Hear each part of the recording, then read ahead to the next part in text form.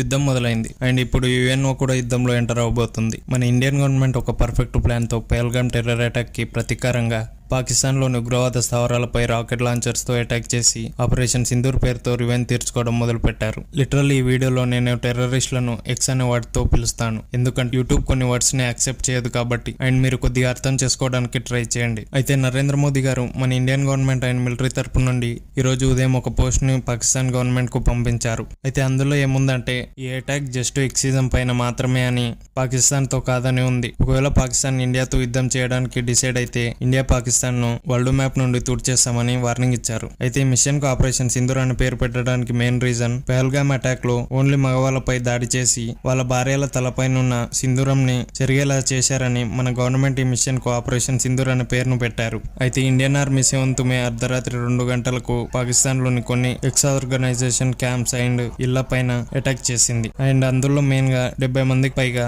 చనిపోయి ఉండొచ్చని అంచనా ఉంది. అండ్ మన ఇండియన్ ఆర్మీ మెయిన్ గా పాకిస్తాన్ అండ్ పిఓకే లో ఉన్న ప్రాంతాలను లక్ష్యంగా చేసుకుని ఈ అటాక్ ని చేసింది. అందులో మెయిన్ గా ముజాఫరాబాద్, సియాల్కోట్, గుల్పూర్, చకమ్రో, బింబిర్, ముర్డి, బహవాల్పూర్, కోట్లీలో ఎయిర్ ఫోర్స్ తో అటాక్ చేశారు. అయితే పహల్గామ్ అటాక్ లో పాకిస్తాన్ గూఢచారి సంస్థ అయిన ఐఎస్ఐ ఇన్వాల్వ్ అయిందని మన ఇంటెలిజెన్స్ తెలిపారు. దీనికి పాకిస్తాన్ పొలిటీషియన్స్ మా పైన అటాక్ చేయడానికి ట్రై చేయకండి, ఎందుకంటే మా దగ్గర ఉన్న 170 వారియర్స్ లో 130 ఇండియాను టార్గెట్ చేసి పెట్టామని చెప్పారు. అయితే ప్రజెంట్ ఇండియా పాక్ పైన అటాక్ చేసింది. ఇప్పుడు యుద్ధం చేస్తారా లేదా అనేది పాకిస్తాన్ చూడాలి. అయితే నార్మల్ గా ఒక స్ట్రాటజీని ఫాలో అయినప్పుడు, సమయం సందర్భం ఉన్నప్పుడు మాత్రమే దాని గురించి మాట్లాడడానికి ట్రై చేయాలి. మన ఇండియా దానినే సైలెంట్ గా ఫాలో అయ్యింది. పాకిస్తాన్ పొలిటీషియన్స్ లా ఒక్కొక్కరు ఒక్కొక్క స్టేట్మెంట్ ని ఇవ్వలేదు. అండ్ ఇండియా ఫస్ట్ నుండి ఒకటే స్టేట్మెంట్ ని ఫాలో అయ్యింది, అదే world must show zero tolerance for ఎక్సిజం. లిటరల్లీ దీని మీనింగ్ ఏంటంటే తీవ్రవాదులను భూమిపై నుండి పూర్తిగా నిర్మూలించాలని అర్థం. అండ్ ఈ ఆపరేషన్ ని ఎటువంటి మిస్టేక్ చేయకుండా దాడి చేసి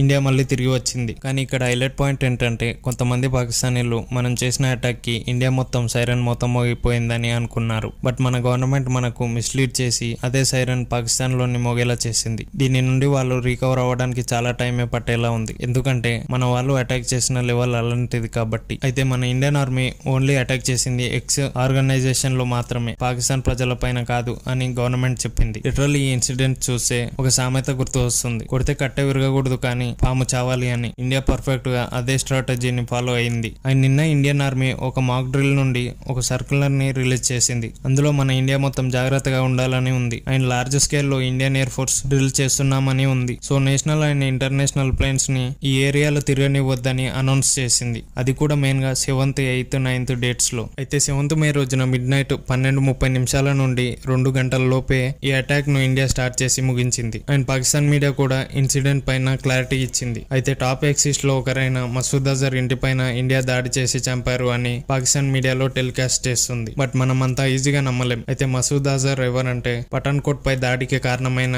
మెయిన్ హెడ్ ఇతనే. అయితే పాకిస్తాన్ అండ్ ఇండియా 2 దేశాలు బార్డర్ దగ్గర యుద్ధం చేసుకోవడానికి ఎల్ఓసి దగ్గర రెడీగా ఉన్నారు. బట్ యుద్ధం జరిగితే నష్టపోయేది ప్రాణాలు మాత్రమే. అయితే ఇండియా పాకిస్తాన్ లో ఉన్న ప్రాంతాలపై అటాక్ చేసింది కాబట్టి ఆర్టికల్ 51 ఆఫ్ యుఎన్ చారిటీ ప్రకారంగా ఒక దేశం పైన ఎవరైనా అటాక్ చేస్తే దీనికి సెల్ఫ్ డిఫెన్స్ గా రిటర్న్ గా అటాక్ ఎప్పుడైనా అటాక్ చేయొచ్చని పాక్ చెప్పింది. అయితే మన గవర్నమెంట్ మెయిన్ గా ఈ ప్రాంతాల వారు జాగ్రత్తగా ఉండాలని 244 ప్లేస్లను సెలెక్ట్ చేసి హై రెడ్ అలర్ట్ జోన్ గా ప్రకటించింది. అండ్ అందులో మన హైదరాబాద్ అండ్ విశాఖపట్నం కూడా ఉంది. మీకు ఇక్కడ ఒక డౌట్ రావచ్చు, ఎక్కడో నార్త్ సైడ్ లో యుద్ధం జరిగితే ఇక్కడ ఎలా అటాక్ చేస్తారని. అయితే మన దేశంలో కొంతమంది పాక్ సపోర్టర్స్ కూడా ఉన్నారు కాబట్టి జాగ్రత్తగా ఉండడం మంచిది. కానీ పాకిస్తాన్ అటాక్ చేస్తే మెయిన్ గా ఇండియాలో భారీగా నష్టం వచ్చే వాటిపైన అటాక్ చేయడానికి ట్రై చేస్తుంది. న్యూక్లియర్ ప్లాంట్స్ కానీ ఇంటెలిజెన్స్ టెక్నాలజీ పైన కానీ అటాక్ చేస్తుంది. అయితే పహల్గామ్ అటాక్ లో మెయిన్ గా చైనాకు సంబంధించిన ఎక్విప్మెంట్స్ ను యూజ్ చేశారని అండ్ అటాక్ లో చైనాది హస్తం కూడా ఉందని మన ఇంటెలిజెన్స్ చెప్పారు. అయితే చైనా ఇంటర్ఫియర్ అవడానికి మెయిన్ రీజన్ ఏంటంటే